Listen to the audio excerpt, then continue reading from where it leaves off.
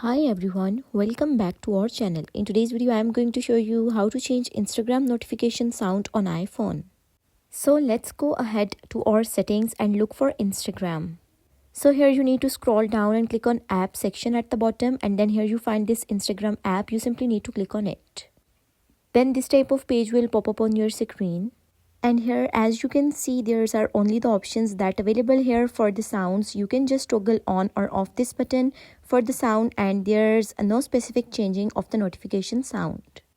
But let's go to the notification of Instagram. This is the setting from Instagram, and let's tap on the messages. And as you can see here, everything is turned on.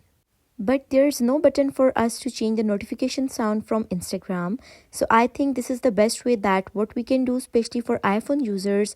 But I believe for Android users, you may change different notification sound in each application.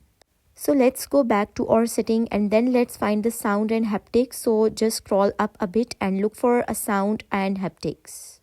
And then you will be able to see here, these are only things that you can change in general. So just tap text tone. If you wish to change the message sound, so it will be applied to any applications, just choose tap the sound that you like and it will be saved. So basically that's all for today's video. If you find this helpful, don't forget to like and subscribe. Thanks for watching.